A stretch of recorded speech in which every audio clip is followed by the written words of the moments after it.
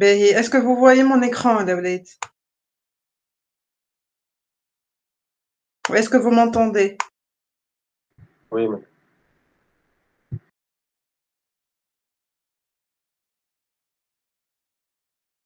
Ok, très bien. Donc, la dernière fois, nous avons fait la découverte d'une nouvelle partie relative à la persistance des données. Est-ce que quelqu'un peut nous rappeler le projet Spring sur lequel on travaille afin d'assurer la persistance des données, Daouled?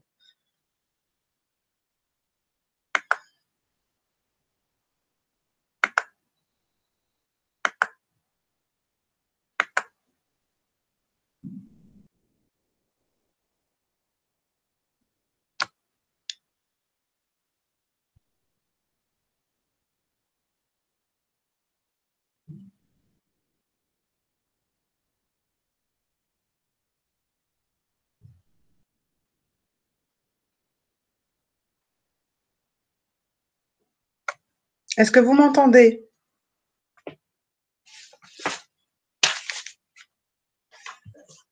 Hmm.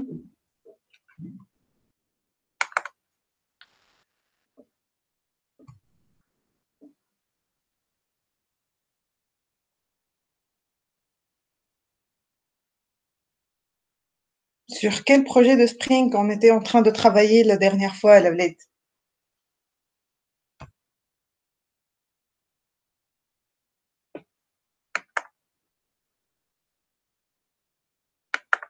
Mais est-ce que quelqu'un voudrait partager son écran pour nous montrer euh, l'exécution du TP de la dernière fois? Spring Project هذا Starter. آخر مرة خدمنا على اليوزر ولا إيه؟ Oui, on a généré la table user à partir de l'entité user, l'entité JPA, en utilisant quel projet Spring? Spring Project Starter, ce n'est pas un projet relatif à Spring, Salim.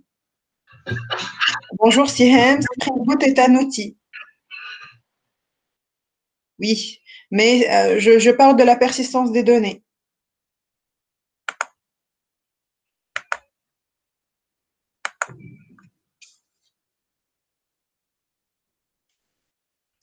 Comment on a assuré la persistance de données? À travers l'utilisation de quoi? Ben, si, je vais poser autrement la question. Ben, Spring Data, c'est quoi?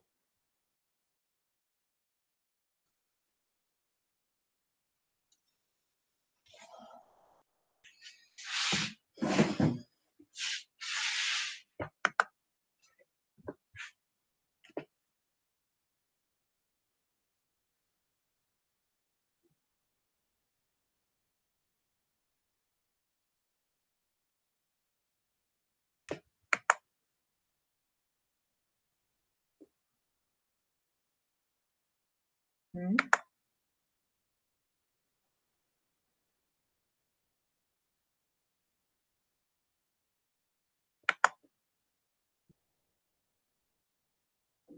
Spring Data, c'est quoi, Laouled? On l'a défini la dernière fois là, ensemble. Hein.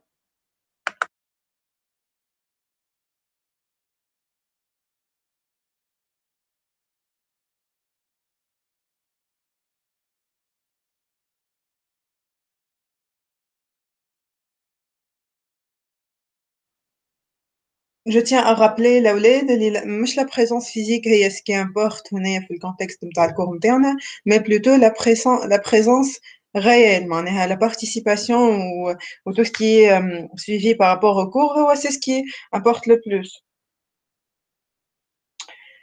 Wassim, JPA.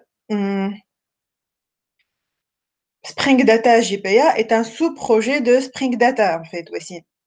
Ben, alors, Sihem, on ne parle pas de spécification puisque les spécifications HDK, par exemple JPA, est une spec, est une spécification. Et j'ai posé la question par rapport à Spring Data, qui n'est pas une spécification. Ben, je vais le rappeler. On l'a défini ensemble la dernière fois. Spring Data est tout simplement un gros projet. C'est un projet Spring offrant différents API permettant de manipuler différents types de données. C'est la définition officielle de Spring Data. D'accord? Ben, donc, Spring Data, finalement, c'est un ensemble de projets que Spring offre afin de simplifier tout ce qui est accès aux données. Spring Data JPA est un sous-projet de Spring Data qui se base sur Spring Data, est un sous-projet de Spring Data qui se base sur Hibernate afin de permettre l'accès aux données. Donc, Hibernate est l'implémentation, il implémente, voilà, il respecte la spécification JPA, donc c'est un framework. Spring Data JPA est un sous-projet de Spring Data qui se base sur Hibernate et Spring Data est un ensemble de projets que Spring offre afin de simplifier l'accès aux données. Donc finalement, c'est un gros projet offrant différents API permettant la manipulation des différents types de données. D'accord. Si vous entrez le site officiel de Spring, vous allez trouver Spring Data parmi l'ensemble par les projets. Spring Data JPA est un sous-projet de Spring Data. D'accord? C'est ce que nous avons d'ailleurs vu la dernière fois. هذه هي la partie que nous avons attaquée la dernière fois. Donc, notre objectif à nous, c'est de manipuler. On ne veut plus les objets, dès qu'on ferme le serveur, l'objet il disparaît. Donc, on a besoin de ce qu'on appelle persistance de données. Donc, on voudrait persister un objet, pouvoir persister un objet dans la base de données. Donc, soit on va coder nous-mêmes la persistance en utilisant JDBC natif, par exemple, soit donc on va utiliser un framework qui, lui, bien sûr, il va par la suite utiliser, comme nous avons expliqué, JDBC native afin d'assurer la communication avec les LGBT. D'ailleurs, ce qu'on a vu ici. Voilà. Vous voyez là, le cadre rouge, c'est ce qu'on a rajouté pour pouvoir donc communiquer avec un framework. Pour nous, il s'agit d'Hibernate. Donc, nous, en fait, donc on utilise Spring Data JPA qui, lui, il va nous permettre d'assurer, donc bien sûr d'une façon transparente à l'INA en tant que développeur, l'utilisation d'Hibernate. Donc Spring Data JPA, c'est ce qu'on est en train de manipuler. Il y a un sous-projet de Spring Data et il se base sur Hibernate comme implémentation afin de permettre l'accès aux données. Hibernate, c'est quoi? C'est un framework qui implémente ou respecte l'aspect la spécification. Pour nous, il s'agit de la spécification JPA. Donc, l'objectif, c'est d'assurer la persistance de données de la manière la plus simplifiée à la développeur. À minimiser le travail répétitif qu'on reprend à chaque fois pour le développeur. Afin d'assurer la persistance de données. C'est notre objectif. L'objectif, c'est de pouvoir assurer la persistance de données avec le minimum de travail, ce qu'on appelle de la plomberie, tout ce qui est autre que partie métier, partie développement, le cœur de métier de développeur. Ça va?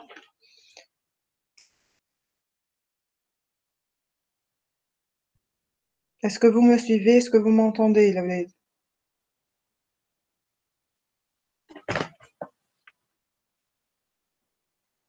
D'accord. Oui. Très bien. Donc, finalement, par la suite, ça va se répercuter sur notre travail. Dès que je fais un run as, quoi, au niveau de mon application.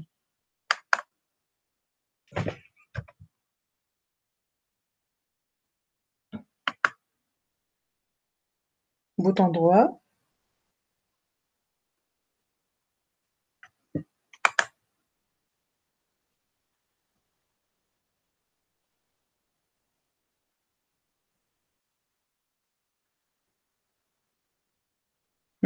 Bouton droit, je fais quoi pour exécuter mon application?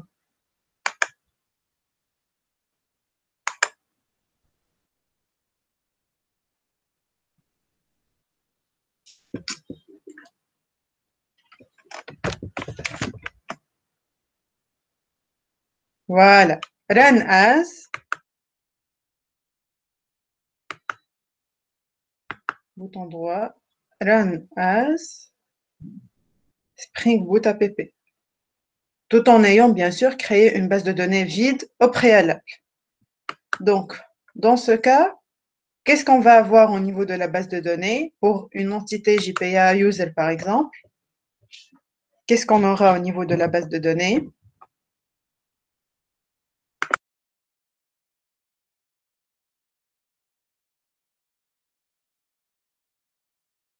Laquelle? Voilà, la table user, très bien. Voilà. Ça, c'était l'objectif de la dernière fois. Est-ce que donc ça a bien fonctionné pour tout le monde? Est-ce que vous avez rencontré des problèmes par rapport à ça? Voilà, est-ce que ça va?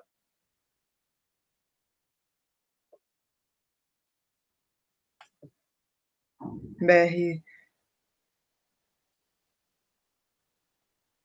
ben, très bien. Ben, donc, pour vérifier vous avez très bien assimilé ce que nous avons vu la dernière fois, on va enchaîner avec la persistance. L'objectif d'aujourd'hui est non seulement d'assurer la création de tables au niveau de la base de données comme nous avons vu pour user la dernière fois, on voudrait aujourd'hui créer les relations, voilà, les liens entre ces différentes tables. On va assurer la création d'associations entre entités. C'est le principal objectif d'aujourd'hui.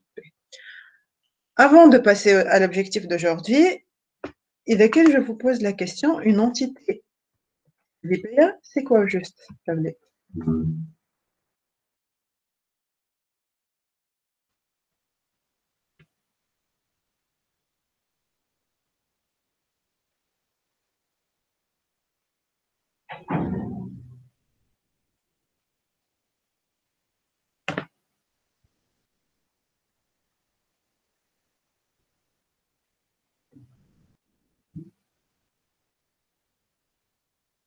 Qu'est-ce qu'une entité JPA? C'est quoi juste? Est-ce que c'est un composant physique? Est-ce que c'est un composant logique? Est-ce que c'est un objet? Est-ce que c'est une classe? C'est quoi juste? C'est la référence de la classe Java dans la base de données. Est-ce qu'on parle d'entité JPA dans la base de données, juste? Est-ce qu'on a une table au niveau de la base de données qui s'appelle entité JPA SIHE? Dans une base de données relationnelle, quelle est l'unité sur laquelle on travaille?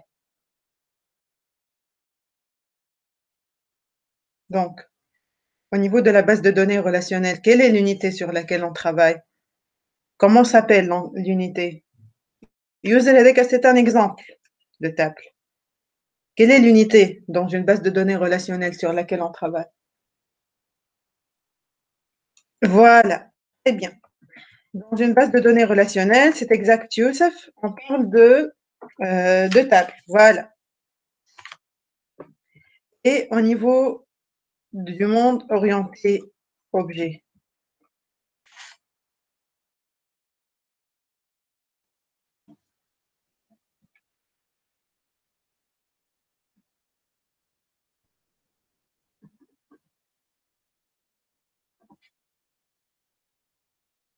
Très bien. On parle de classe.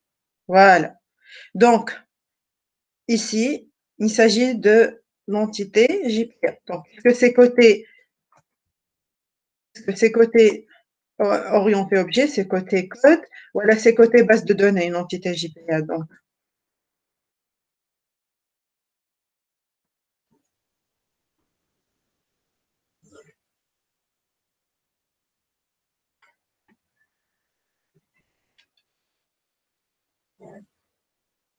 très bien, c'est côté code, voilà. Donc, une entité JPA, c'est quoi? Je reprends la question. La définition par entité JPA.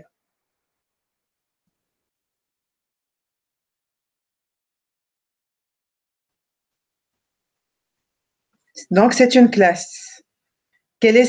Voilà, quelles sont ses particularités?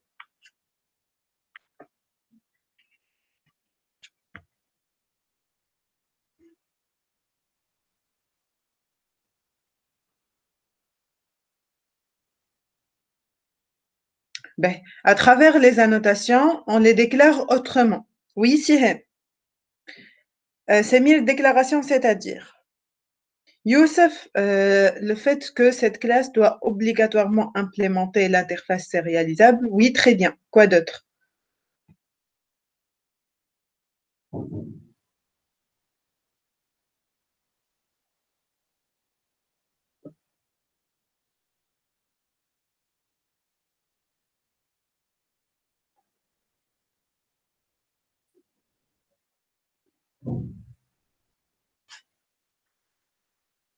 Il est référencé au niveau de la base de données. Et dès que ce n'est pas notre job, c'est par rapport au code. C'est l'ORM, le fournisseur de persistance, qui va assurer la correspondance entre le monde orienté objet Youssef et le monde relationnel. On parle d'entité JPA. Attini la définition. Est-ce que c'est un schéma? L'ID de quoi?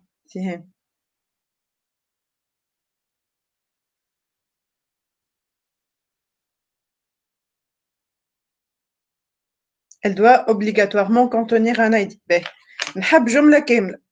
Une entité JPA. Quoi? Et quand j'ai bien compris, comment vous voulez dire que c'est une classe Java?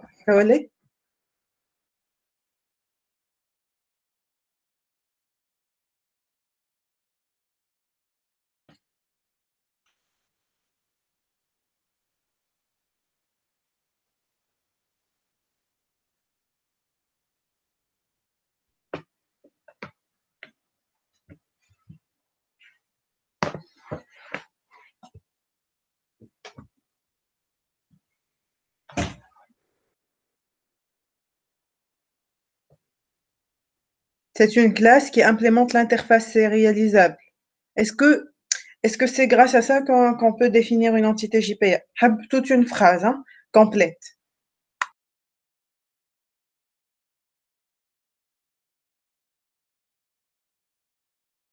Ce n'est pas erroné là aussi, maman, c'est incomplet.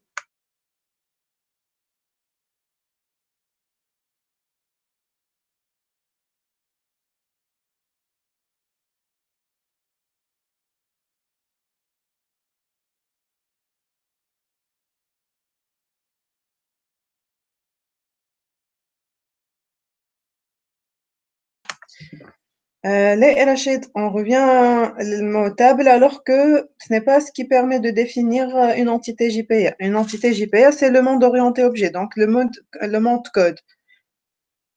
On définit شنو هي côté code, on parle de ce qu'elle représente. Pour qu'elle puisse représenter une table, elle doit avoir des caractéristiques bien particulières.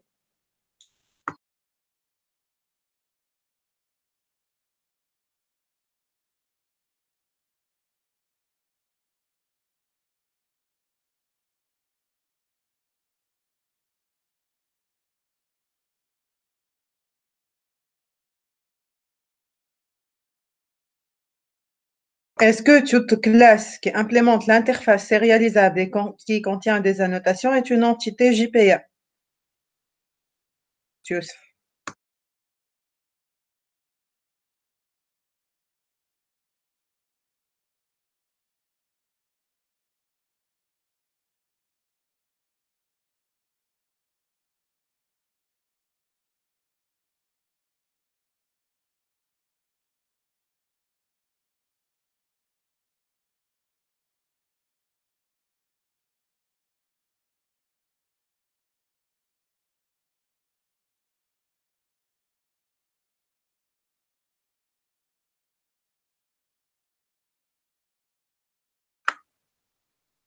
Le fait qu'elle doit référencer. Non, en fait, comment on a défini la dernière fois la notion d'entité. Une entité, l'IPA, est une classe Java dont les instances vont pouvoir être persistantes, donc au niveau d'une base de données. Vont pouvoir être persistées, c'est-à-dire que dès que je ferme mon serveur, l'objet ne sera pas disparu ou à la perdu. Côté code, comment on va définir ça? Déjà, elle doit être déclarée avec la notation at entity, ça c'est la première phrase normalement à évoquer déjà. Elle doit obligatoirement être déclarée comme ayant la notation @entity, puisqu'il y a une infinité d'annotations que l'on pourrait rajouter au niveau d'une classe Java. On doit obligatoirement préciser @entity. On a d'autres annotations. Le fait de dire qu'elle pourrait supporter les annotations, ça ne fait pas que, la définition d'une entité JPA. D'accord? Donc, les propriétés que doit avoir une classe Java pour qu'elle puisse être déclarée en tant qu'entité JPA. Elle doit être déclarée avec la notation @entity. Elle doit posséder au moins une propriété qui va être déclarée comme une identité de l'entité. Donc, au moins un attribut qui aura la notation @id. Elle doit obligatoirement implémenter l'interface sérialisable. Et c'est quoi l'intérêt de la sérialisation, Laouedra? Qui pourrait nous rappeler la définition de la sérialisation?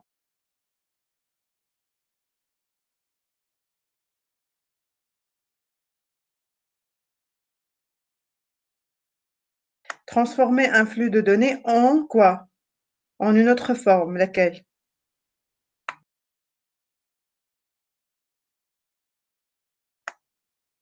Voilà.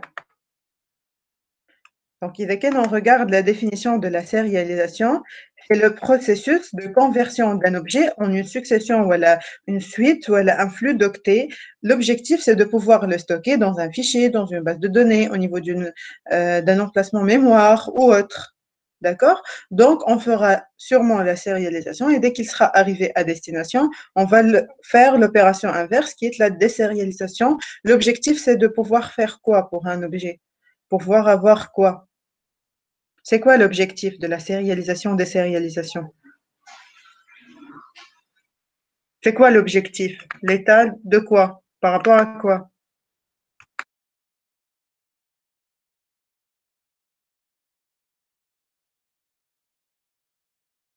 Enregistrer son état. Pas exactement ça.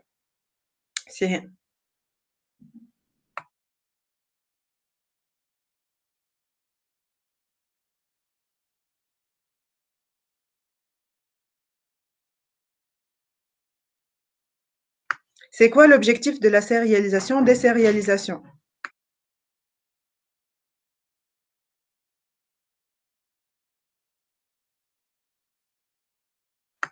On aurait très bien pu le stocker dans un fichier ou dans une mémoire sans passer par la sérialisation des sérialisations.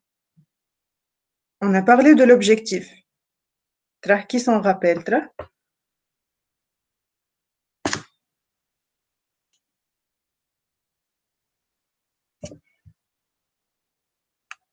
On aurait très bien pu l'avoir et le transférer comme on veut, comme bon nous semble. Mettre l'entité dans un format incompréhensible par l'ORM pour assurer la communication entre la base de données et notre projet. Non, ce n'est pas ça l'objectif. Ce n'est pas ça l'objectif, dont on a parlé la dernière fois. L'objectif, c'est de pouvoir… Est-ce qu'il y a quelqu'un qui a une autre proposition? On l'a déjà vu, là, l'autre fois.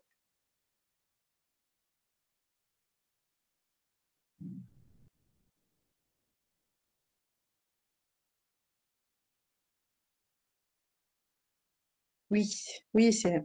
Voilà, voilà, voilà. Donc, l'objectif, ouais, c'est officiellement d'avoir une garantie par rapport à ce qu'on appelle l'intégrité des données. C'est-à-dire que l'objet, on voudrait garantir que ça va être le même. L'objet reçu, il devrait être identique à l'objet envoyé vers un fichier, vers une base de données ou autre.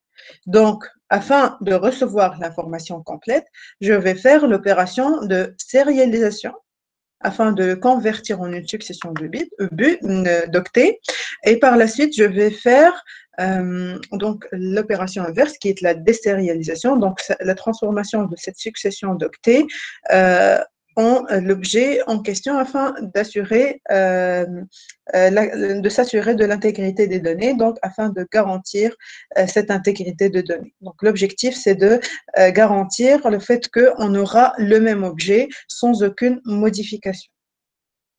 La modification qui pourrait avoir lieu suite aux erreurs, aux éventuelles erreurs au niveau de la transmission, lors de l'opération de transmission.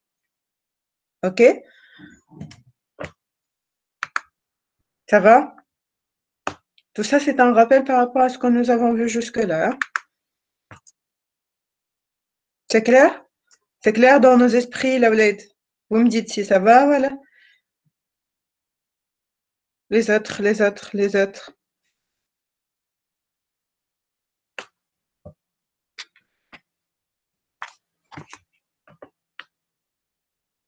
OK.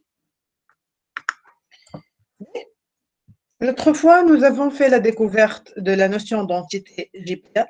Nous avons parlé donc des éléments obligatoires à avoir au niveau d'une entité, le fait qu'elle devrait avoir la notation add entity, le fait qu'elle implémente l'interface sérialisable, au moins un attribut qui a la notation add ID. Quoi d'autre? Quelles sont les autres caractéristiques qu'on devrait absolument avoir déjà au niveau d'une entité pour dire qu'une classe Java est une entité JPA, que cette classe-là est une entité JPA et pas un autre composant.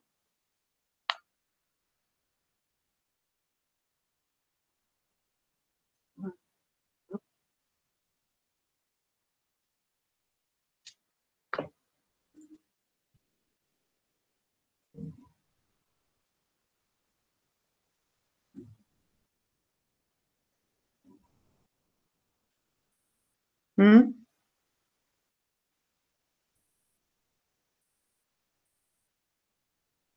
À table n'est pas obligatoire, Céline. À entité, on l'a déjà dit. Quoi d'autre? On devrait avoir la notation at entity, au moins un attribut qui a la notation at ID. Ça, on l'a déjà dit. Elle doit implémenter l'interface sérialisable. Ça, on l'a déjà dit. Quoi d'autre? Il y a un autre élément dont on a parlé la dernière fois.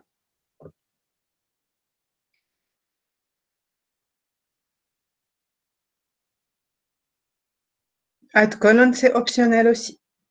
On a déjà dit ça. Céline, la clé primaire, on ne parle pas de clé primaire ici puisqu'on est côté code Java. Donc, la clé primaire, on en parle au niveau de la base de données. Pour nous, on a déjà un attribut qui a la notation add_id et qui va par la suite permettre de générer la clé primaire au niveau de la base de données. Add generated value, c'est optionnel aussi. On l'a déjà dit. Le fait de générer automatiquement un ID n'est pas du tout obligatoire au niveau d'une entité JPA.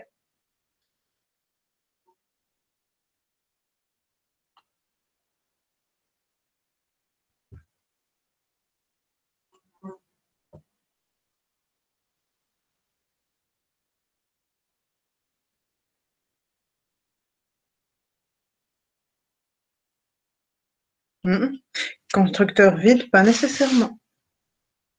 Il y a déjà un constructeur par rapport à l'héritage de la classe mère de toutes les classes. Donc, il n'y a pas de problème là-dessus pour le moment. Implement, c'est réalisable. On l'a déjà dit, Céline. Oui, pour avoir besoin des getters et des setters, c'est qu'on doit déclarer comment nos attributs, Youssef.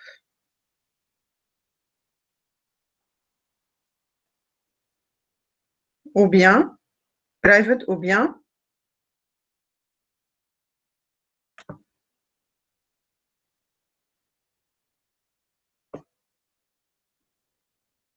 voilà, private ou bien protected. Et donc, on doit déclarer les accesseurs et les mutateurs. Les accesseurs, on a les getters et les mutateurs, on a les setters afin de garantir quelle notion en Java? Zedakif Kif, on l'a déjà défini la dernière fois.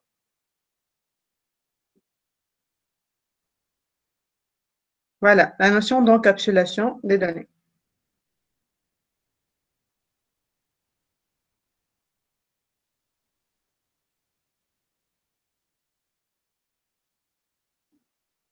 Très bien. Mais,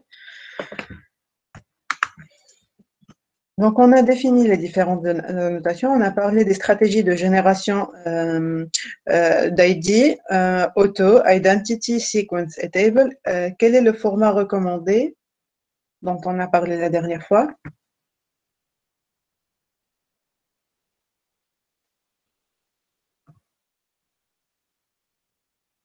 Voilà. C'est par rapport à Identity qui permet à qui d'assurer le suivi par rapport à la génération automatique d'ID?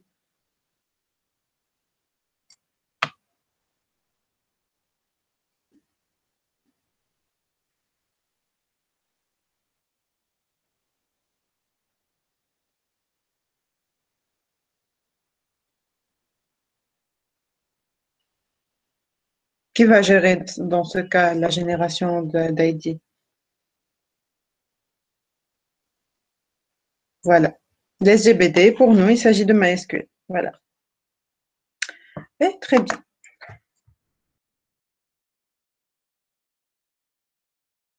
B. On a parlé de comment définir une date, comment insérer une date, comment déclarer une date, on en a déjà parlé. Les annotations optionnelles aussi, colon, à table, à transient, etc. On a défini la notion d'énumération. Donc, combien de types d'énumération on a?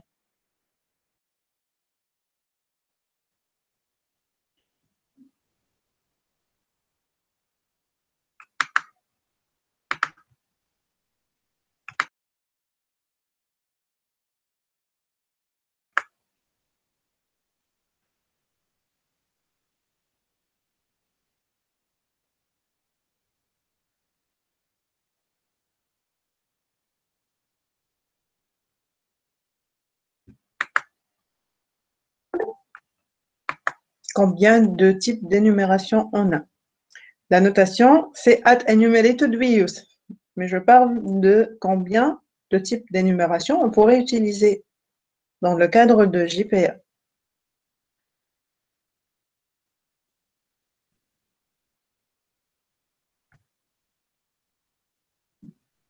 Et quoi d'autre? Ordinaire. Oui.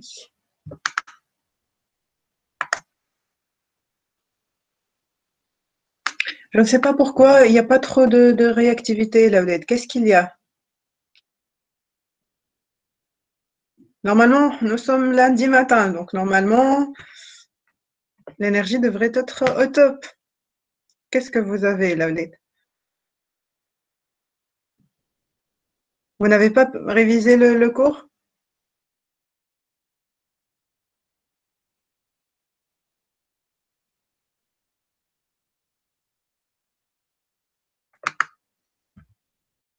Il y a vraiment très peu de réactivité aujourd'hui. Je ne suis pas satisfaite de votre réactivité aujourd'hui, Laulette. Qu'est-ce qu'il y a?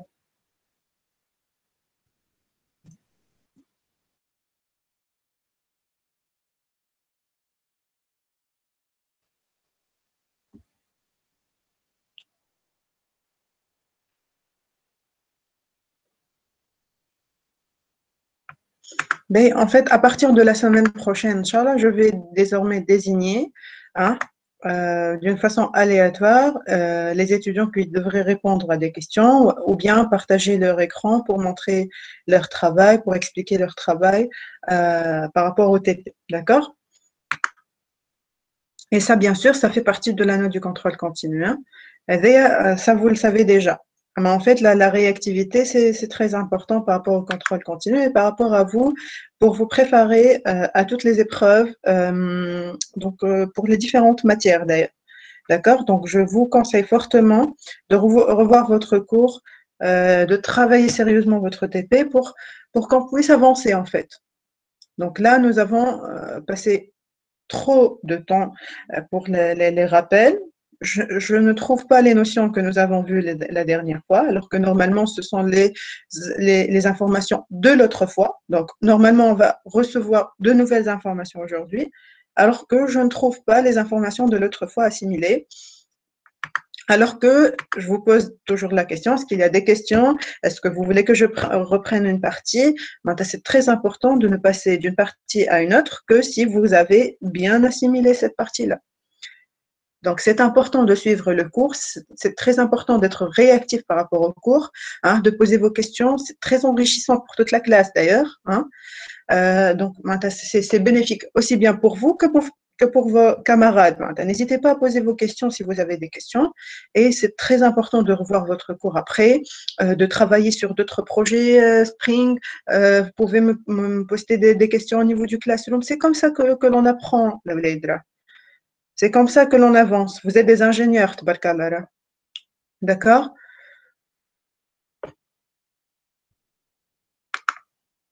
Donc, nous sommes déjà à la séance 8. Donc, on avance par rapport à notre cours pour pouvoir avancer avec nous, hein, avec le cours, avec le module. Il va falloir réviser ce que nous avons déjà fait. Il faudrait déjà que les notions précédentes soient vraiment assimilées pour qu'on puisse avancer. D'accord? Sinon, vous ne pourrez même pas retenir les informations de la séance en cours si vous n'avez pas bien révisé les autres informations antérieures. D'accord? Et d'ailleurs, c'est un conseil que je vous donne.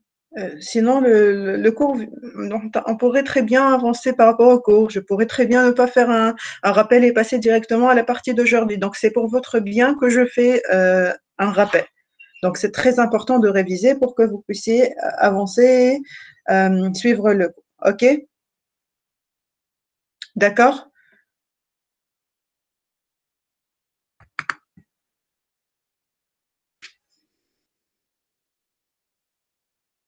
OK, très bien.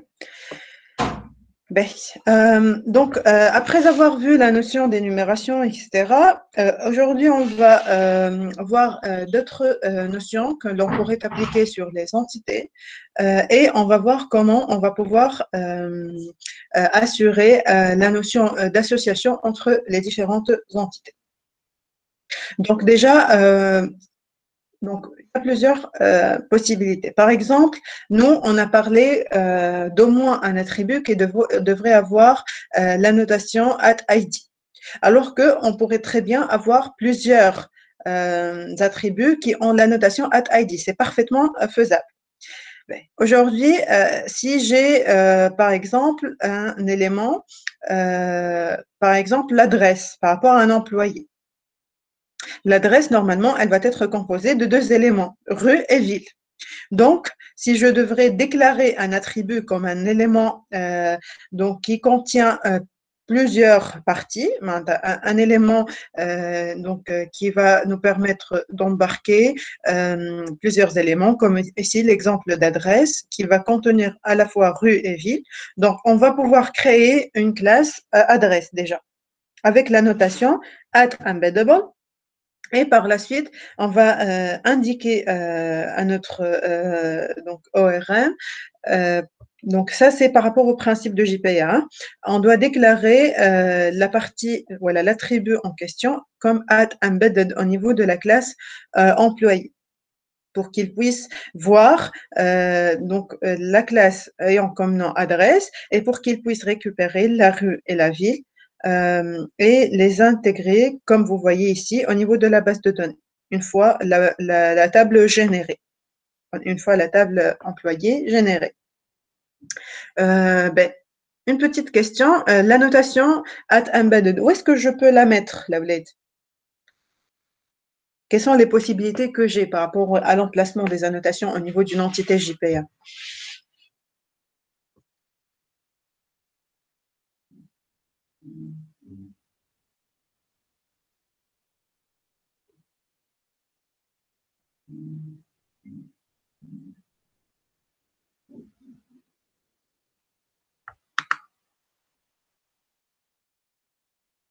Je parle des attributs, Youssef.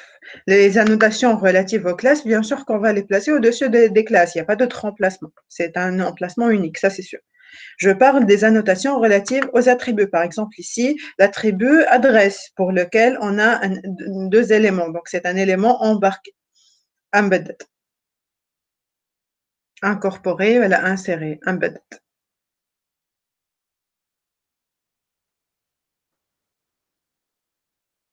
Voilà, Salim. Donc, avant l'attribut ou bien avant le getter. Oui. Donc, est-ce que j'ai le choix? Est-ce que je peux faire les deux?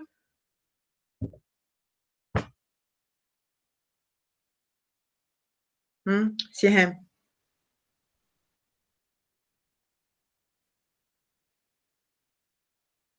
Soit l'une, soit l'autre. Très bien. D'accord. Ça, c'est pour pouvoir implémenter un attribut embarqué, comme l'exemple d'adresse. At embedded, at embeddable. Est-ce que ça va? Non, Selim. Vous choisissez pour tous les attributs, soit vous mettez tout au-dessus des attributs, toutes les annotations, soit vous mettez toutes les annotations au-dessus des getters. Hein? Très bien. Il y a une autre possibilité par rapport à un attribut embarqué. On pourrait avoir un ID embarqué, c'est-à-dire un ID composé de plus qu'un seul élément. Un ID composé de plus qu'un attribut. Dans ce cas, on a deux possibilités. Soit on fait un @id class ou bien @embedded ID @embeddable. Il est similaire à ce qu'on vient de voir par rapport à un attribut classique @embedded @embeddable. Comment on va pouvoir le faire?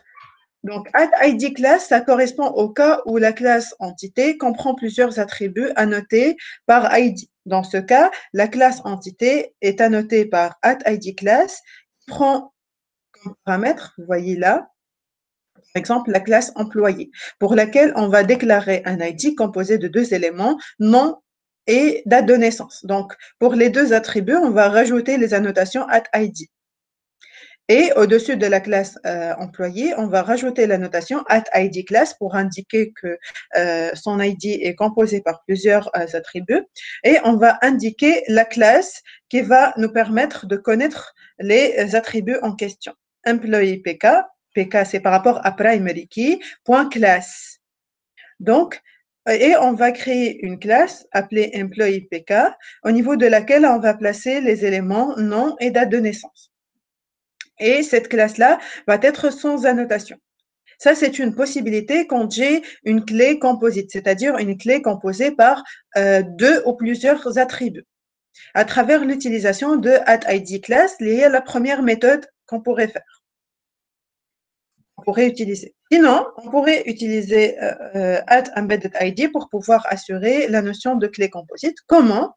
On a la classe employé et on a la classe employee PK. Au-dessus de la classe employee PK, on va placer cette fois une annotation appelée @embeddable, comme tout à l'heure. Et pour l'attribut employee PK, on va déclarer juste un seul, employee PK. On va rajouter la notation @embeddedID. Et les différents détails par rapport à cet élément-là, employee PK, ça va être indiqué au niveau de la classe employee PK à travers les attributs nom et date de naissance. D'accord? Ça, c'est la deuxième possibilité par rapport à la création de clés composites. Donc, on a deux possibilités, soit l'utilisation de @idClass, soit l'utilisation de @embeddedID, @embeddable. Ça va? Vous me dites ici, au niveau du chat, si ça va ou s'il y a des questions, Lavlette. Là, on est en train d'expliquer le principe sur lequel on va, sur la base duquel on va tester le bon fonctionnement de ces différents éléments. On est en train de donner les différentes annotations que l'on pourrait utiliser, les différentes utilisations. Après, on va les implémenter pour toujours la même entité user. Une remarque très importante, puisqu'on va créer une deuxième classe appelée employee PK pour assurer la notion de clé composite, cette classe doit obligatoirement être publique, elle doit obligatoirement posséder un constructeur sans paramètres, elle doit implémenter l'interface sérialisable et, chose très importante que les étudiants oublient souvent, elle doit obligatoirement redéfinir les deux méthodes equals et hashcode. C'est-à-dire redéfinir les méthodes, c'est-à-dire que, en fait, vous savez que Eclipse, ou bien STS pour nous, il nous permet d'assurer la génération de différentes classes, de différentes méthodes, par exemple. Je vous montre. Bouton droit.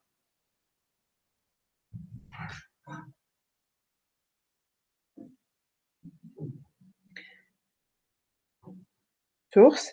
Et vous choisissez Generate, Hashcode et Equals.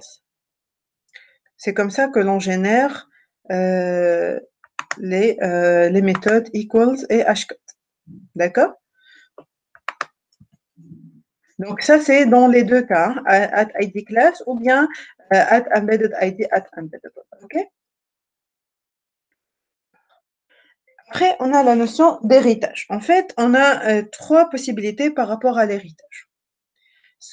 Trois stratégies possibles. Comme on a vu qu'il y a une multitude de possibilités par rapport à l'autogénération d'ID, par rapport à la génération automatique d'ID, on a également un choix multiple par rapport à la stratégie d'héritage que l'on voudrait avoir. La stratégie d'héritage, c'est-à-dire comment l'SGBD va me créer les liens entre les tables quand j'ai un héritage. Donc, l'héritage, c'est quand une classe A, la classe mère par exemple, la deux classes filles par exemple. La classe B, fille, et la classe C, fille, par exemple. D'accord? Donc A, une classe A, elle aura par exemple deux classes mère, et B et C, deux classes filles. Dans ce cas, comment je vais faire pour générer ce qu'il faut au niveau de la base de données? En fait, il y a trois possibilités. Il y a trois stratégies possibles selon la spécification GP. Soit on va avoir une seule table unique, c'est-à-dire au niveau de la base de données, on aura une seule table par rapport à ces trois classes, par rapport à ces trois entités. Laquelle? Il s'agit logiquement de qui? De quelle classe? Voilà, on va créer, donc bien sûr l'ORM va générer une seule table, la table A, par rapport à la classe mère. Et dans ce cas, pour pouvoir différencier les éléments par rapport à B et C, il va créer une autre colonne, à part les différents attributs de ces classes filles, qui, elle, va nous permettre de distinguer les éléments liés à B et les éléments liés à C. OK? Ça, c'est la première stratégie. Deuxième stratégie, on aura une table pour chaque classe concrète, c'est-à-dire une table pour chaque classe concrète, c'est-à-dire que pour les classes abstraites, on n'aura pas de tables qui vont être générées. Par exemple, si A est une classe abstraite, c'est pas sûr, hein, ça dépend de la nature de la classe. Si A est une classe abstraite, B est une classe concrète, C est une classe concrète, dans ce cas, on aura la création de tables pour chaque classe concrète, donc pour B et C par exemple. Si A est une classe concrète et B et C aussi, c'est qu'on aura trois tables dans ce cas, donc une table pour chaque classe concrète, donc pour A, pour B et pour C.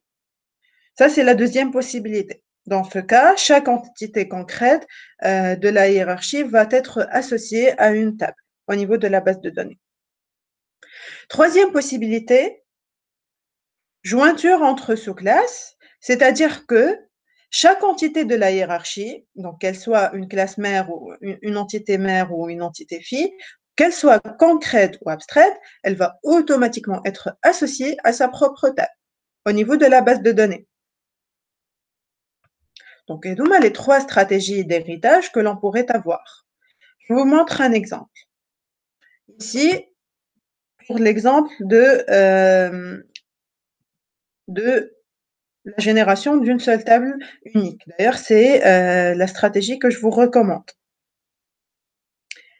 Sihem, c'est par rapport à quelle stratégie? La première, la deuxième ou la troisième? Pour la troisième, oui, on aura trois. On aura trois puisque peu importe qu'elle soit concrète ou abstraite, on aura la génération de tables correspondantes. OK? Voilà, très bien. Donc, je vous montre un exemple ici par rapport à la première stratégie, c'est-à-dire la génération de notre table, d'une seule table unique relative à la classe mère ou à l'entité mère. Dans ce cas, on aura donc par rapport à employee, la classe mère. Donc là, vous voyez, là, si je voudrais personnaliser, donc je pourrais rajouter différentes annotations.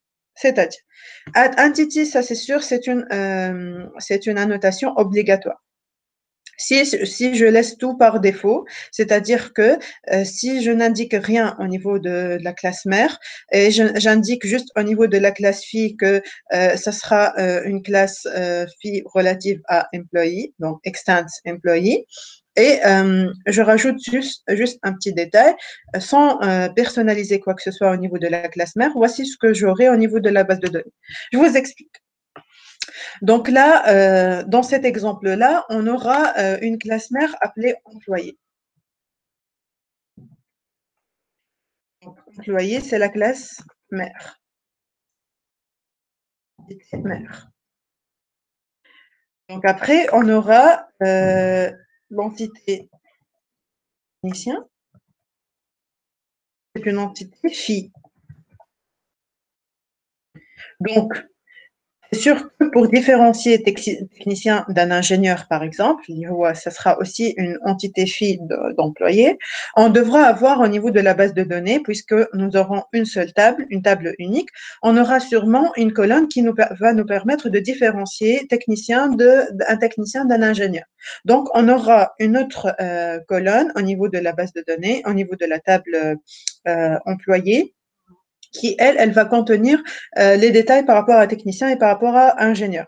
Donc, on doit obligatoirement rajouter au niveau de technicien la valeur que l'on voudrait donner à ce champ-là, relatif à cette colonne-là, s'il s'agit d'un technicien. Donc, add discriminator value, value égale, et on va indiquer ce qu'on va insérer au niveau de la base de données si je vais insérer un nouveau technicien. Donc, tech, par exemple. Au niveau de la base de données, il va automatiquement me générer une seule table relative à employé. On l'a appelée à travers la notation atable temp. Après, il va me générer tous les attributs de toutes les entités phi et il va me rajouter une colonne. Si je n'indique pas le nom, voilà, si je ne change pas le nom, il va automatiquement le créer de la sorte dtype, tout en majuscule. Donc, dtype va contenir la valeur tech pour un technicien et va contenir une autre valeur ing, par exemple, pour un ingénieur. Selon ce qu'on lui indique au niveau de add discriminator value par rapport à l'entité phi, au niveau de l'entité phi. Ça, c'est quand je ne fais pas de configuration personnalisée. Si je vais si je vais personnaliser les configs, je vais indiquer la stratégie d'héritage. Par défaut, c'est single table. Comment je pourrais faire si je voudrais la déclarer? Comme vous voyez ici, at inheritance, et j'ouvre les parenthèses, strategy égale inheritance type point, et j'indique s'il s'agit de single table, par exemple, comme ici. Après, je vais rajouter add discriminator column si je voudrais renommer la colonne dtype. Par exemple, D en minuscule, tiré bas, type. Donc, dans ce cas, voici ce que j'aurai au niveau de la base de données. D-bas, type, par exemple. Ça va? Et bien sûr, je vais la remplir par la même valeur que add discriminator value. S'il s'agit d'un technicien, je vais mettre dans le champ des types tech. Vous me dites si ça va ou s'il y a des questions par rapport à l'héritage.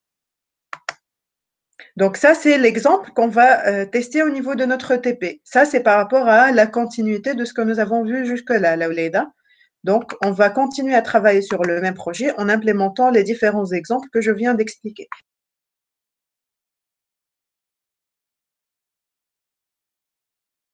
Ça va? Très bien. Donc, nous, la dernière fois, on a déjà créé notre première entité. Aujourd'hui, on va voir comment on va pouvoir assurer les associations entre ces différentes entités. Pour pouvoir créer nos entités, donc nous avons utilisé le fichier de configuration relatif à Spring Boot, appelé comment?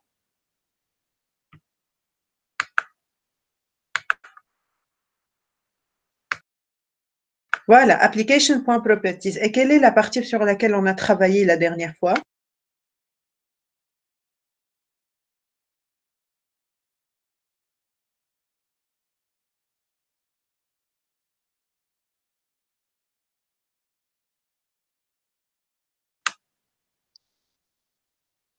Au niveau d'application.properties. Voilà la partie database, voilà. Très bien. Donc là, donc on a expliqué ici l'utilisation de data source qui est une configuration de connexion à une base de données. On l'a déjà expliqué. Le username et password par rapport à l'SGBD, ça, on l'a aussi déjà expliqué. Ici, JPA Hibernate, c'est pour afficher ici les requêtes SQL. Donc, on va activer l'affichage au niveau de la console des différentes requêtes appliquées. Ici, par rapport à cette option-là, Update, est-ce qu'on l'a expliqué?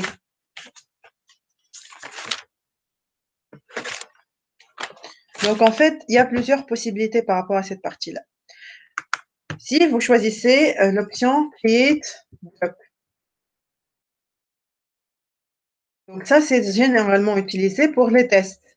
Donc, à chaque démarrage, à chaque lancement de l'application, il va me créer de nouveau tout. Donc, la base de données, les tables, tout.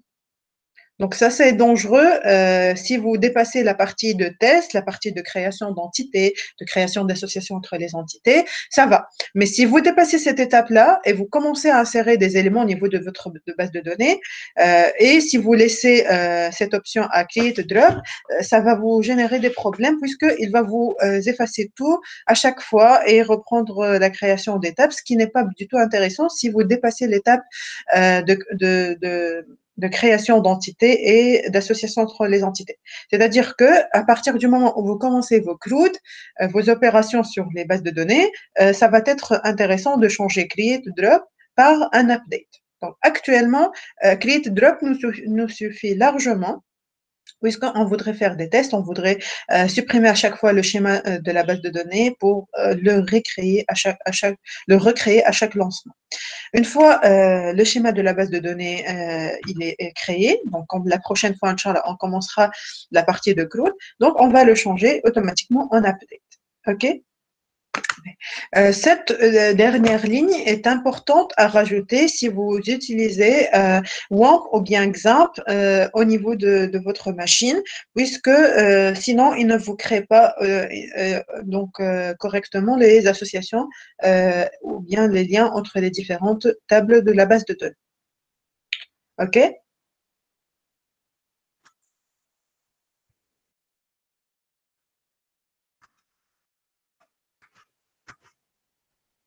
Ça va? Vous m'écrivez. Est-ce que ça va? Est-ce qu'il y a des questions, Lovely? OK, très bien. Passons maintenant à la notion d'association entre les différentes entités. En fait, JPA donc, vous offre une possibilité par rapport donc, à la création d'associations entre les différentes entités. Déjà, il y a deux possibilités. Soit une relation est unidirectionnelle, c'est-à-dire une entité A est liée en ce sens à une entité B, donc unidirectionnelle.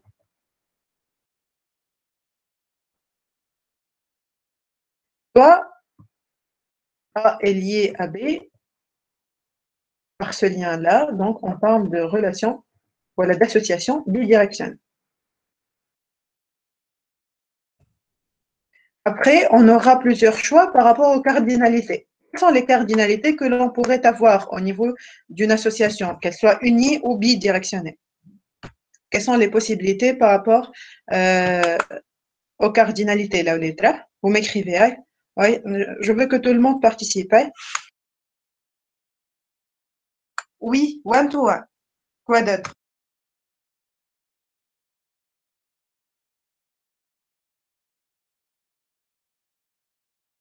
Oui, many to many.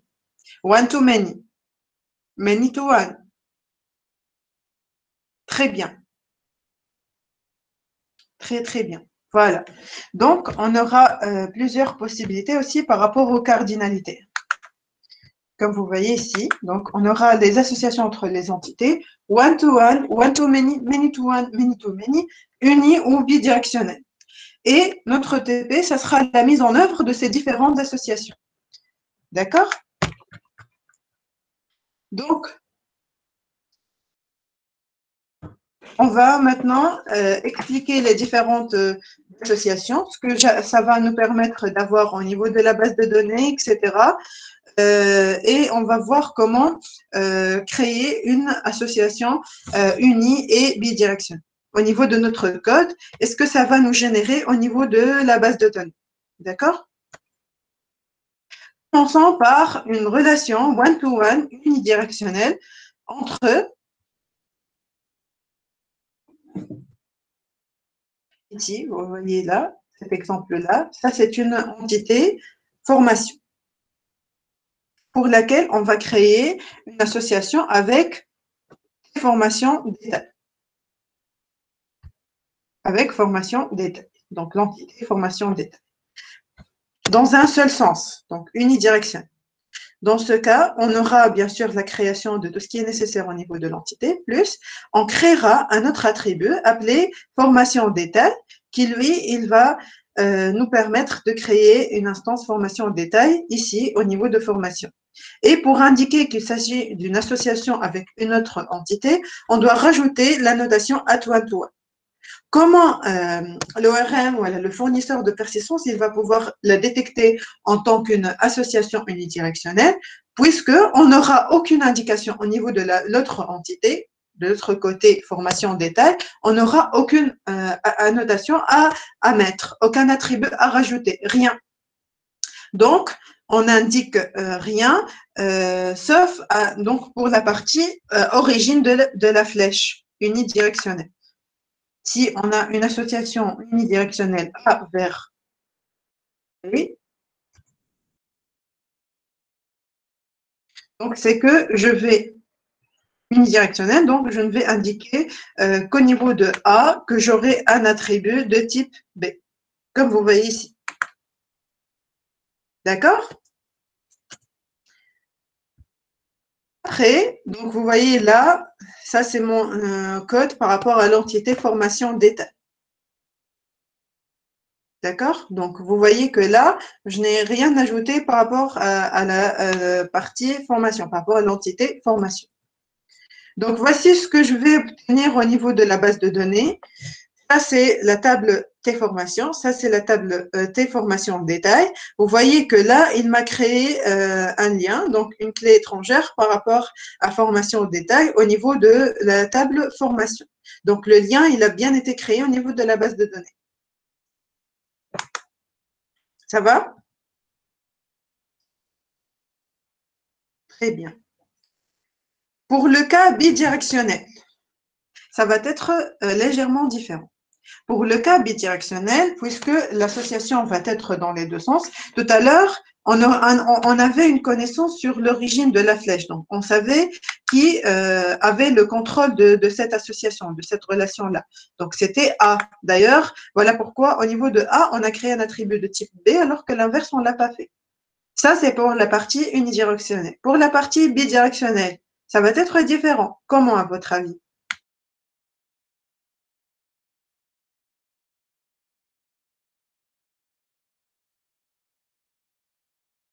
Voilà, on va déclarer un attribut. Pour A, on va déclarer un attribut de type B. Pour B, on va déclarer un attribut de type A. Oui, mais ce n'est pas suffisant. On doit déclarer aussi qui va assurer le contrôle de cette relation-là.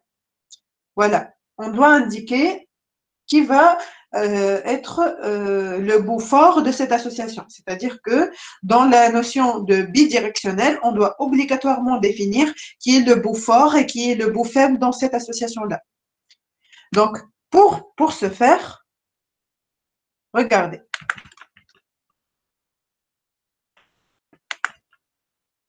Donc, vous voyez là une association one-to-one bidirectionnelle, toujours entre deux entités, formation et formation détail. Dans ce cas, on aura ici, par rapport à formation, on aura la déclaration, comme tout à l'heure, d'un attribut formation détail et on rajoutera la notation add one-to-one. Toujours le même principe pour l'emplacement des annotations. Hein.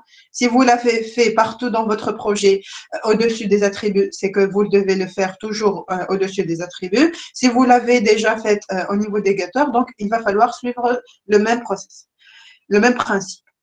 D'accord? Après, qu'est-ce qu'on va faire à votre avis côté formation en détail?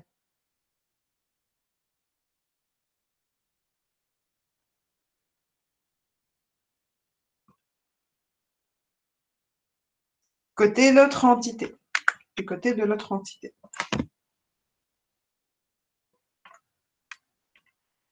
Est-ce qu'on va créer un attribut formation puisque l'association est désormais bidirectionnelle?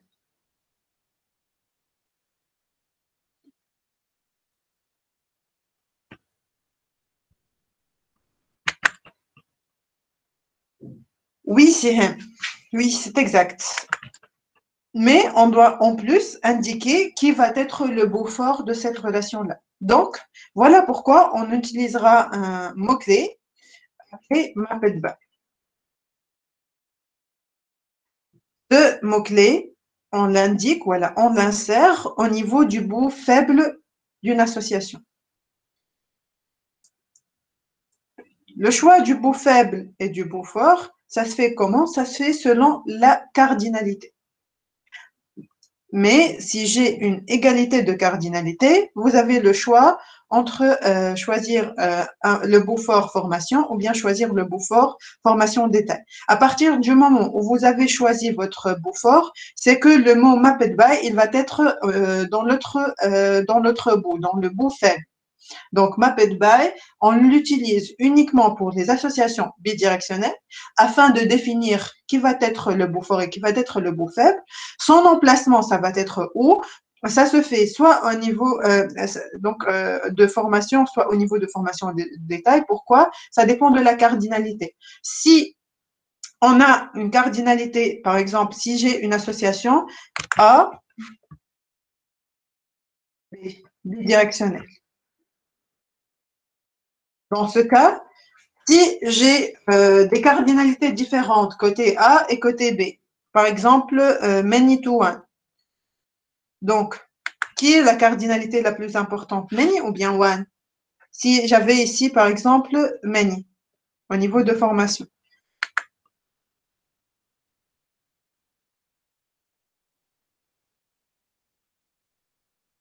On a le mapped by, hein, pas inversed by, mapped by. Vous voyez là, c'est la mapped by, le mot-clé mapped by. Voilà, Youssef, en fait, logiquement, est-ce que many est plus nombreuse que one ou est-ce que c'est l'inverse? Ça, c'est une petite astuce pour reconnaître le bout fort et le bout faible. Voilà. Côté many, donc côté many, ça sera le bout fort automatiquement. Donc la cardinalité la plus importante, c'est ce côté-là qui va être le bout fort d'une association. Et l'autre, c'est le bout faible. À égalité de cardinalité, on a le choix. Le choix il se définit comment? Dans ce cas, à travers l'emplacement du mapped by qui ne peut être placé qu'au niveau du bout faible d'une association. Donc, du côté du one, si on avait un many to one, oui, c'est du côté du one qu'on va placer le mot mapped by. Est-ce que ça va pour tout le monde ou est-ce qu'il y a des questions, David? Est-ce que ça va jusque-là? Les autres. Vous me dites si ça va ou est-ce qu'il y a des questions? Est-ce que la notion de bout fort, bout faible, relation unidirectionnelle, relation bidirectionnelle et déclaration à travers l'expression de mapped by, est-ce que c'est clair pour tout le monde?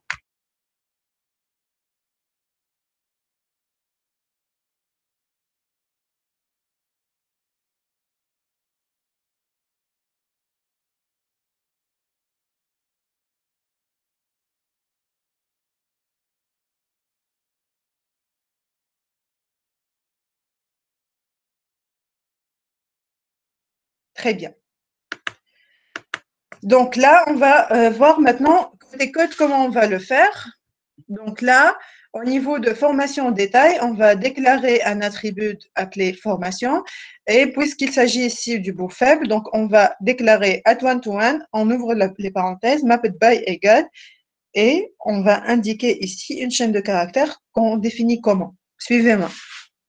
Cette chaîne de caractères, elle va contenir le nom de l'attribut relatif à formation détail, relatif au bout faible, au niveau de quelle partie,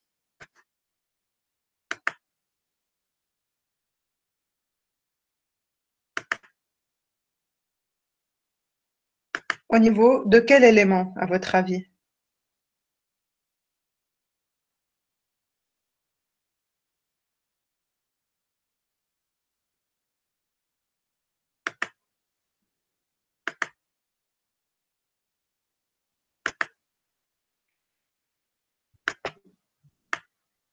Formation détail, c'est le nom de l'attribut relatif à formation détail, c'est-à-dire le nom de l'attribut relatif au bout faible au niveau du bout fort pour nos formations. Donc, on va chercher l'attribut formation détail. On l'a appelé formation détail. Donc, on doit obligatoirement mettre ici, au niveau de formation détail, au niveau de mapped by, on doit obligatoirement mettre formation détail comme vous la voyez ici. Il y aura donc, voici le résultat au niveau de la base de données, oui. Une clé étrangère au niveau de la table formation. Oui, Youssef. Ça va?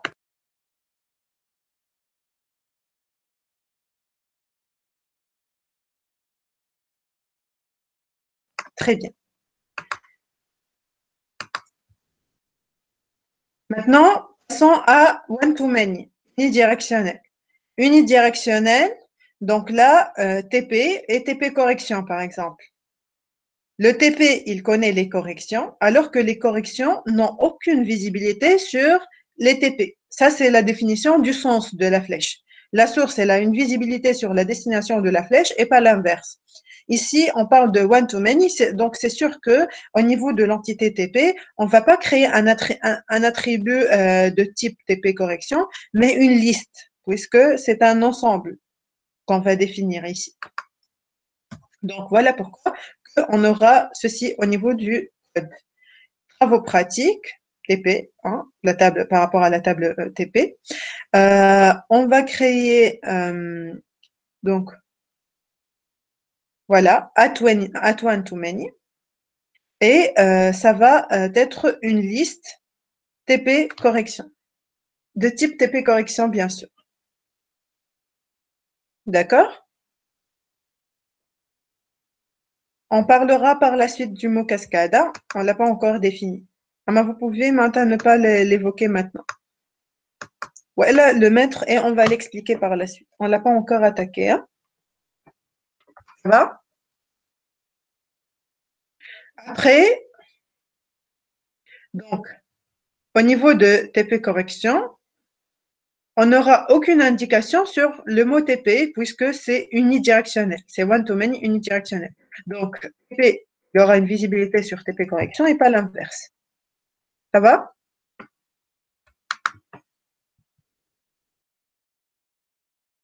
Notre TP, c'est toujours par rapport à ces éléments-là. Donc, vous allez créer les entités indiquées ici, les associations entre ces entités, comme je viens de vous montrer, les bouts de code qui font l'ensemble de votre projet que vous allez terminer par la suite. Hein. Ça, c'est notre TP. On est en train d'expliquer à la fois les notions, les nouvelles notions et notre TP. Après, par rapport à l'entité, voici le code. Voici ce qu'on va obtenir au niveau de notre base de données. Ici, il s'agit de one-to-one unidirectionnel. Donc, dans ce cas, ça va nous permettre, par rapport à one-to-one unidirectionnel, d'avoir une troisième table, à part TP et à part TP correction, pour pouvoir assurer le lien entre un TP et une liste de TP correction. Pour pouvoir assurer ceci, JPA nous indique que, en appliquant le principe ou la spécification JPA, on aura une troisième table. Si on aurait utilisé une autre spec, peut-être qu'on aurait eu un autre comportement. Mais là, je suis en train de vous expliquer et de vous décrire le comportement dicté par la spécification JPA. Ça, c'est le choix de JPA par rapport à la relation one-to-many unidirectionnelle. Voici ce que je vais obtenir au niveau de la base de données. Et d'ailleurs, c'est ce que vous allez obtenir au niveau de votre base de données une fois que vous aurez terminé cette partie-là de votre code. OK? Ça va?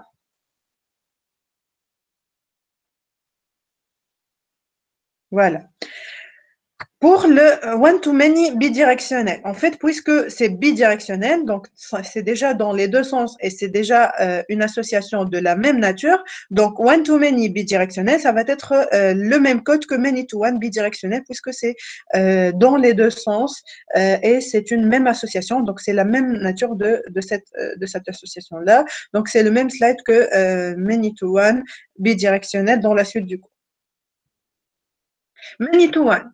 Exemple, par rapport à TP correction, qui va être une liste à partir de laquelle on aura une visibilité sur le TP et pas l'inverse. C'est-à-dire que chaque correction du TP aura une information sur le TP, les différents détails, etc., alors que le TP n'aura aucune information sur ces corrections. Ça, c'est le principe de many-to-one unidirectionnel. Dans ce cas, qu'est-ce que j'aurai côté code?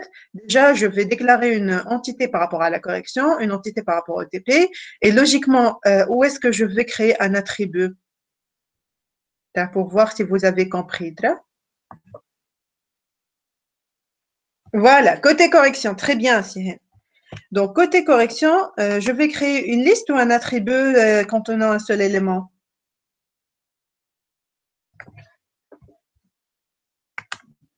Voilà, un attribut, très bien. Le voici. Ça, c'est TP correction.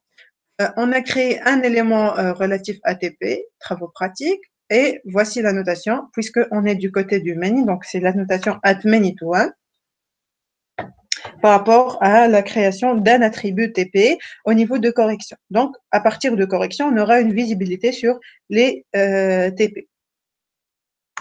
Ça va? Côté TP, bien sûr qu'on ne rajoutera rien puisque c'est unidirectionnel de la correction vers les TP. Donc, les TP n'auront de toute façon aucune visibilité sur les corrections. Voilà pourquoi on n'aura à rajouter rien ici au niveau de TP. Après, au niveau de la base de données, voici ce qu'on va obtenir côté donc LGBT. Many-to-one unidirectionnel. Donc, on va obtenir donc déjà, comme vous voyez là, uniquement deux tables, TP et TP correction, et elle va me rajouter une clé étrangère au niveau de TP correction pour nous permettre d'avoir une visibilité sur les TP. Donc, chaque correction aura une visibilité sur son TP. Ça va?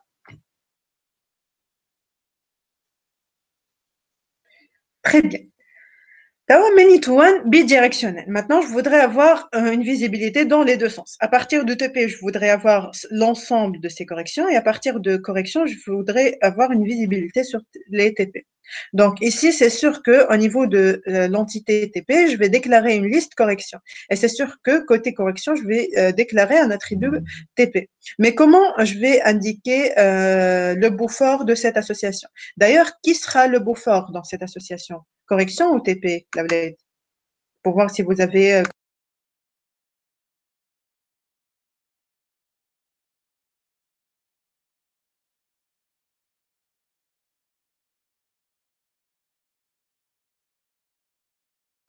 Très bien, Sihem. Voilà.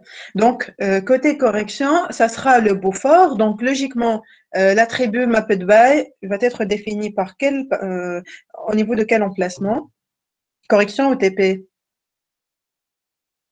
MappedBy, c'est que automatiquement, il s'agit du bout fort ou du bout faible. C'est à mettre au niveau du bout fort ou au niveau du bout faible?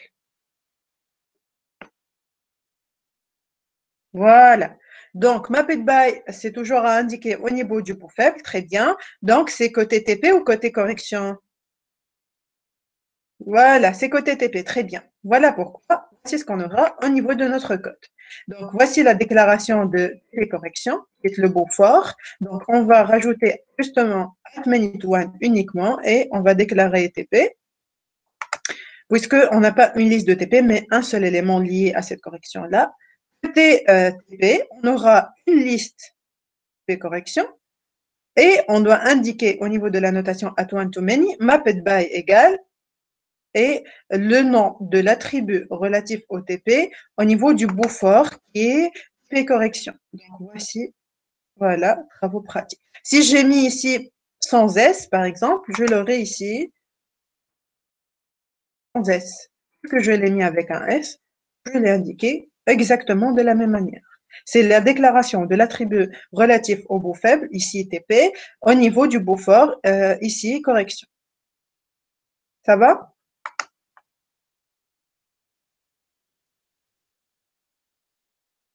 Très bien.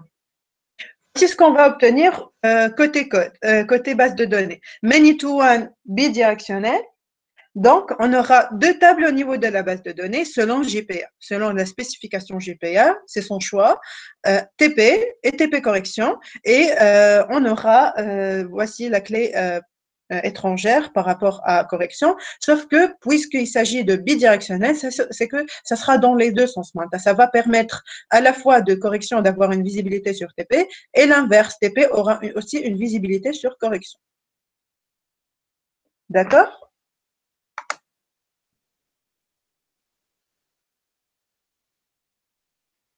Many-to-many, maintenant unidirectionnel. Many-to-many, égalité de cardinalité. Oui, mais c'est dans un seul sens, donc unidirectionnel. Donc, c'est connu qui gère cette relation, qui aura une visibilité sur l'autre, selon le sens de cette flèche, la lettre. Formation aura une visibilité sur TP ou l'inverse, ou TP aura une visibilité sur formation. Voilà, formation aura une visibilité sur TP. Très bien. Donc, côté code, on n'aura à rajouter rien au niveau de TP, mais on rajoutera au niveau de formation, comme tout à l'heure, une liste de TP. Voici donc son code. Côté formation, on aura une liste de TP. Et côté TP, on n'aura rien à rajouter puisqu'il s'agit d'une relation many-to-many unidirectionnelle. Côté code, côté base de données, on aura trois tables. Formation, formation TP et formation TP pour permettre de lier chaque formation aux différents TP auxquels elle va être associée. Chaque formation au TP auquel elle va être associée. Ça va?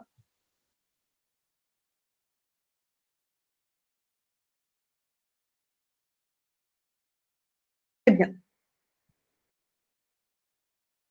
Maintenant, pour many-to-many bidirectionnel. Donc, cette fois, c'est dans les deux sens. Donc, bidirectionnel. Donc, on doit obligatoirement définir le bout fort et le bout faible de cette association.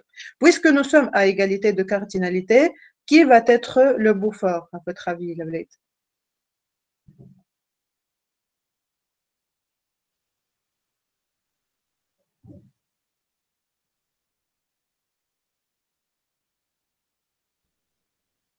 Pas les deux. On a le choix.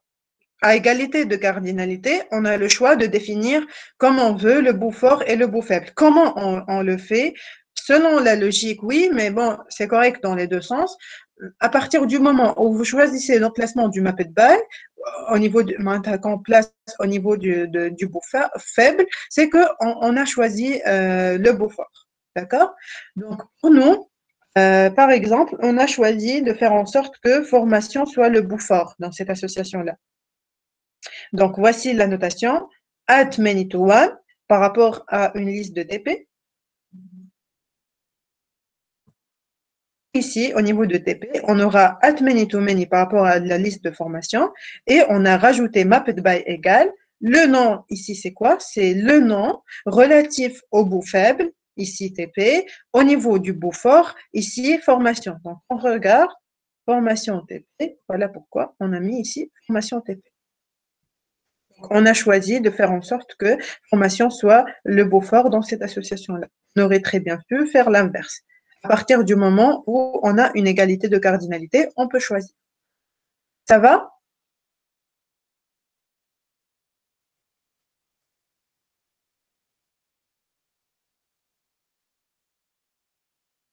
Très bien. Donc, l'objectif pour cette séance-là, c'est de créer un projet au niveau duquel on fera la totalité des associations unidirectionnelles et un autre projet pour les associations bidirectionnelles pour voir donc la différence entre les deux et ce que ça permet de générer.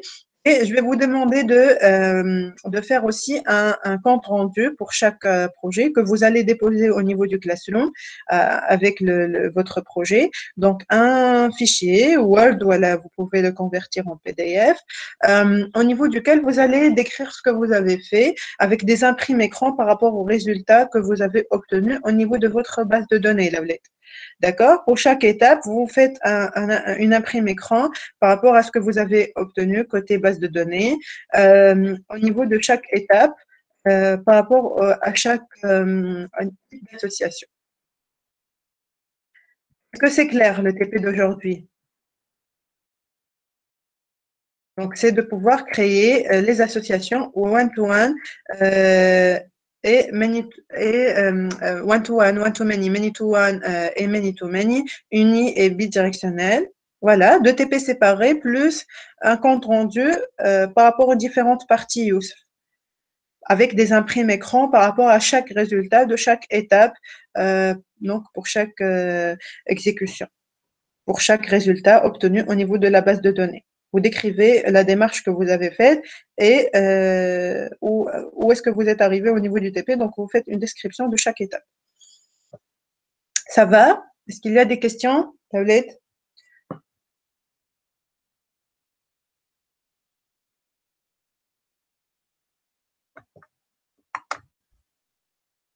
Très bien. Très bien, s'il n'y a pas d'autres questions, donc je vous libère, je vous laisse le temps de travailler. Je vais rester connectée à Classroom, comme d'habitude. Bon, t'as 1h30 à partir de maintenant pour voir si vous avez des questions au niveau du Classroom et bon travail. Et s'il y a des questions, n'hésitez pas à les poster. D'accord?